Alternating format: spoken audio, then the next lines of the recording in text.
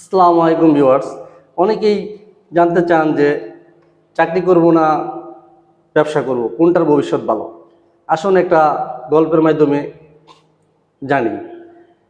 দুই বন্ধু সুমন আর রিপন একই সাথে পড়াশোনা করে গ্রাজুয়েশন শেষ করে একজন ঢাকা শহরের ভিতরে হোটেল ব্যবসা দিয়েছে পরিসিঙ্গারা সহ, আরেকজন ইঞ্জিনিয়ার হয়ে 30,000 স্যালারিতে ইঞ্জিনিয়ার চাকরি স্টার্ট শুরু করেছে।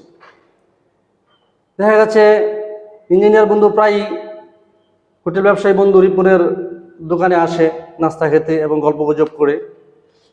একদিন হঠাৎ ইঞ্জিনিয়ার বন্ধু হোটেল ব্যবসায়ী বন্ধু রিপনকে বলল, বন্ধু তুমি তো খুব ভালো ছাত্র ছিলে, তুমি যদি আমার মতো ইঞ্জিনিয়ার হতে তাহলে এই হোটেলে পরিসিঙ্গারার দোকানে এত কষ্ট করতে হতো না, গরমে সহ্য করতে হতো না। আজকে আমি 10 বছর চাকরির বয়স, আজকে আমার স্যালারি 1 লক্ষ টাকা হয়েছে, তুমিও তো এরকম ভালো স্যালারি পেতে এবং আরামে থাকতে। তখন হোটেল ব্যবসায়ী রিপন বলল, দোস্ত দেখো, তুমি হয়তো খুব আরামে আছো, 1 লাখ টাকা বেতন হয়েছে, আমিও একে একে 3টি হোটেল ব্যবসা দিতে পেরেছি। 3টি হোটেল থেকে আমার প্রায় 1.5 লক্ষ টাকা ইনকাম আসে।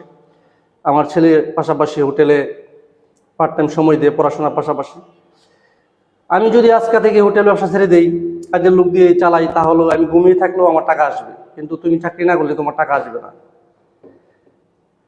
আমার ছেলেকে যদি আমার গদিতে বসিয়ে দেই পার্মানেন্টলি, সে যদি ব্যবসা পরিচালনা করে, আজ থেকে তার ইনকাম 1.5 লক্ষ টাকা। কিন্তু তোমার ছেলেকে যদি ইঞ্জিনিয়ার পদে চাকরি দেও, ওই 30,000 টাকা থেকে শুরু করতে হবে এবং তিলে তিলে পদোন্নতি হয়ে হয়তো 1 লক্ষ 1.5 লক্ষ টাকা হবে, আরও বেশি হতে পারে। এই জন্য আমার মতে আমি হোটেল ব্যবসাটা বেছে নিয়েছি এবং এটা আমার কাছে বেস্ট। এটার নিজের জন্য যেমন ভালো, পরবর্তী প্রজন্মের জন্য ভালো। আশা করি গল্পের মাধ্যমে সুন্দর একটি বিষয় জানতে পেরেছেন। তারপরেও চাকরিজীবীকে ছোটো করছি না, আমি নিজে একজন চাকরিজীবী, পাশাপাশি খামারি উদ্যোক্তা, যারা সেনাবাহিনী, পুলিশ, ব্যাংক, বিমা, অফিস আদালত, রেজিস্ট্রি অফিসে চাকরি করেন। তারা না থাকলে কিন্তু আমরা আসলে এই সমাজ চলতো না, বা যে কাজগুলা তারা করে এই কাজগুলার সমাধা হইতো না। তো দুইটারই দরকার আছে। তো ধন্যবাদ সবাইকে।